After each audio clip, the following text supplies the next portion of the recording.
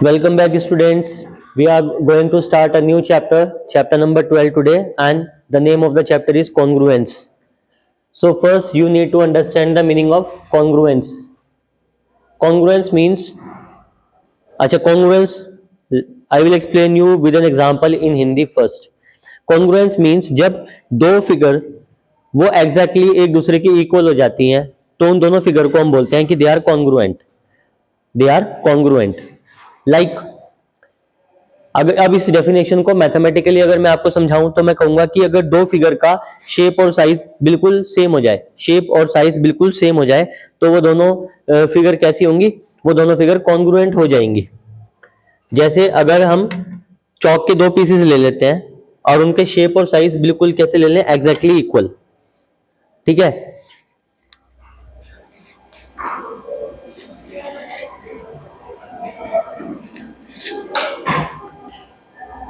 Suppose ये दो चौक हैं आपके पास, ठीक है, और एज्यूम कर लीजिए कि दोनों की जो लेंथ है चौक की लेंथ वो इक्वल हो गई, और क्योंकि ये सेम बॉक्स में से हमने निकाली है तो इनकी ये जो रिंग है, सर्कल है, इसकी रेडियस वो भी सेम है, तो ये दोनों चौक सेम शेप और सेम साइज की हो गई। तो अगर दो फिगर सेम शेप और सेम साइज की हो जाती हैं तो वो कॉन्ग्रुएंट होती हैं। तो वो कैसी फिगर होती है? Congruent figure. तो right down the definition.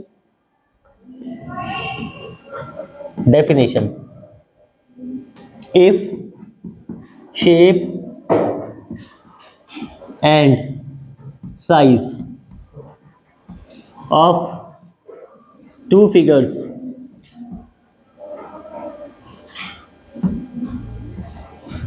are same, they are congruent.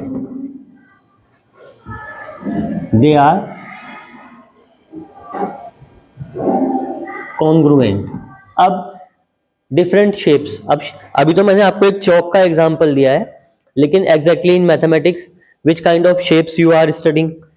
तो स्टार्ट करते हैं। नंबर 1, इन क्लास 5 चैप्टर आता है अंडरस्टैंडिंग बेसिक शेप्स, उसमें आप स्टडी करते हो स्क्वायर। सबसे पहले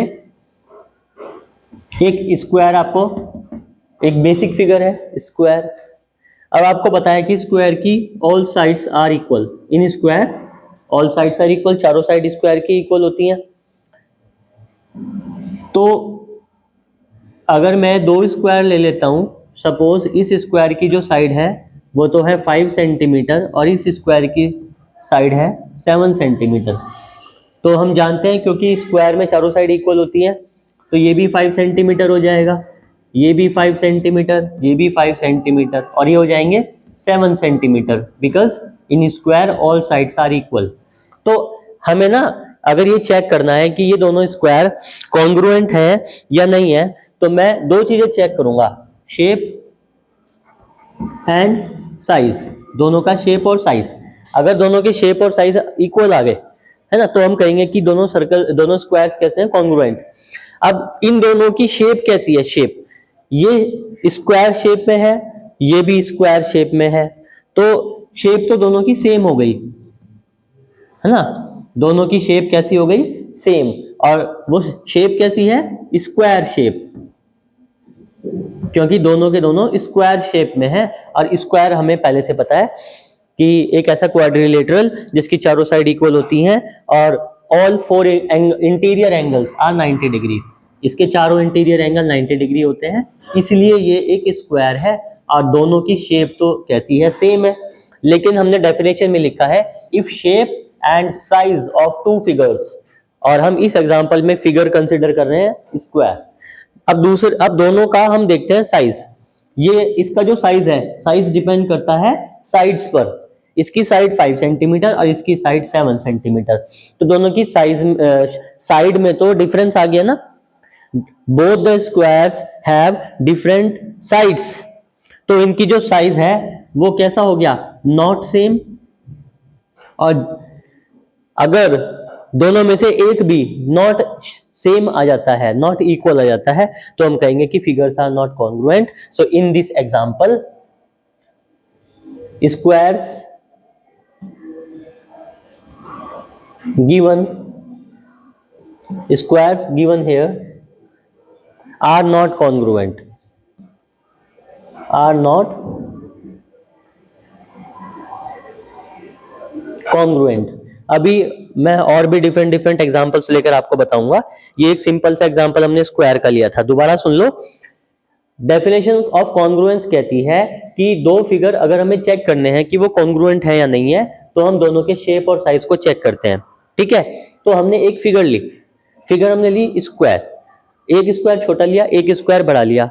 अब दोनों जब स्क्वायर हैं तो शेप तो उनकी सेम ही होगी, बट उनके साइज डिफरेंट डिफरेंट ले लिए मैंने जानबूझकर, है ना. एक 5 और एक 7. और अगर साइज डिफरेंट हो गया तो वो कॉन्ग्रुएंट नहीं होंगे. अगर मैं दो स्क्वायर ले लेता हूं, दोनों को ले लेता हूं 5-5 सेंटीमीटर, तो वो दोनों हो जाएंगे कॉन्ग्रुएंट. अगर मैं दो स्क्वायर शेप ले लेता हूं और दोनों स्क्वायर कैसे ले लूं, 7-7 सेंटीमीटर, तो वो दोनों कॉन्ग्रुएंट हो जाएंगे, क्योंकि तब उनका शेप और साइज दोनों इक्वल हो जाएगा. और इस केस में शेप और साइज इक्वल नहीं है, इसलिए दे आर नॉट कॉन्ग्रुएंट. अब देखते हैं एक और एग्जाम्पल. अगर हम रेक्टेंगल लेते हैं, से रेक्टेंगल, रेक्टेंगल की basic property, opposite sides of a rectangle are equal and parallel and all the four interior angles are equal to 90 degree. Suppose it is 8 centimeter, length is equal to 8 centimeter and say width is equal to 4 centimeter. All angles are equal to 90, hence it is a rectangle. अगर मैं दो rectangle draw करता हूं, ठीक है, एक rectangle तो हम ऐसा ड्रॉ करेंगे जिसमें शेप और साइज डिफरेंट होगा. शेप तो सेम होगी बट साइज डिफरेंट होगा, क्योंकि ये भी एक मैंने रेक्टेंगल ही ड्रॉ किया है, तो इसलिए they both are rectangular in shape. लेकिन यहां मैंने इसकी लेंथ कम कर दी. सपोज इसकी लेंथ मैंने कर दी 7 सेंटीमीटर और विड्थ कर दी मैंने 3 centimetre. It is a rectangle. एक रेक्टेंगल और ड्रॉ करते हैं. अब वो रेक्टेंगल ड्रॉ करेंगे बिल्कुल सेम साइज का. Let L is equal to 8 centimetre and breadth is equal to 4 centimetre. Rectangle को नेम भी दे दीजिए, ABCD, PQRS UVWX. तो इस रेक्टेंगल के कॉन्ग्रुएंट कौन सा रेक्टेंगल होगा, PQRS होगा या UVWX होगा. तो इसका जो ABCD, इस रेक्टेंगल का जो कॉन्ग्रुएंट रेक्टेंगल होगा वो ये नहीं होगा. क्यों? क्योंकि they both are same in shape but they are different in size. तो this will not be congruent to rectangle ABCD. तो रेक्टेंगल ABCD का कॉन्ग्रुएंट कौन होगा? रेक्टेंगल ABCD का कॉन्ग्रुएंट रेक्टेंगल होगा UVWX. And the reason is because both rectangles have the same shape and same size. Shape कैसी हो गई? Rectangular, और साइज डिपेंड करता है उनकी लेंथ पर. One more example we will take one example of a square now. Circles. Two circles will be congruent to each other if their shape and their size will be equal. तो ये definition तो हमें पता है. दो circle, कोई भी दो शेप, चाहे वो स्क्वायर है, चाहे वो रेक्टेंगल है, या वो है सर्कल, अगर उन दोनों को कॉन्ग्रुएंट प्रूफ करना है तो मुझे दोनों का शेप और साइज सेम लेना पड़ेगा. तो अभी तक हमने 3 एग्जांपल स्टडी किए हैं और तीनों में हमने क्या किया है? तीनों में हमने सेम शेप ली है, बट हमने साइज को अंडरस्टैंड किया है कि how a size of a shape is different from other. अभी हम यहां पर फिर से साइज को ही फोकस करने वाले हैं. सर्कल का जो साइज है वो उसकी रेडियस पे डिपेंड करता है. तो अगर हमें इन दोनों को कॉन्ग्रुएंट प्रूफ करना है तो रेडियस को इक्वल लेना होगा. ठीक है. अगर इन दोनों की रेडियस r है तो दोनों सर्कल्स कैसे हैं? कॉन्ग्रुएंट. और अगर एक सर्कल छोटी, एक रेडियस छोटी और एक रेडियस बड़ी हो जाए, तो रेडियस अगर छोटी बड़ी हो जाती है तो इसका सीधा सीधा डायरेक्ट असर कहां पड़ेगा? सर्कल के साइज पर. एक सर्कल छोटा हो जाएगा, छोटी रेडियस वाला सर्कल छोटा हो जाएगा, बड़ी रेडियस वाला सर्कल बड़ा हो जाएगा, और फिर हम कहेंगे कि दोनों सर्कल्स के जो साइज है वो डिफरेंट है, इसलिए दोनों सर्कल्स कॉन्ग्रुएंट नहीं है। अभी तक हमने सारे एग्जांपल लिए थे जिसमें हमने साइज डिफरेंट लिया था, ठीक है। अब क्या एक क्वेश्चन लेते हैं कि क्या एक सर्कल और एक स्क्वायर कॉन्ग्रुएंट हो सकते हैं? नेवर, क्योंकि दोनों तो डिफरेंट शेप हो गई। Different shapes can never be a congruent to each other. क्या एक स्क्वायर और एक ट्रायंगल कॉन्ग्रुएंट हो सकते हैं? Never, they can never be congruent to each other. Got it? So this is all about the meaning of congruence. Congruence means the shape and size of the two figure must be same.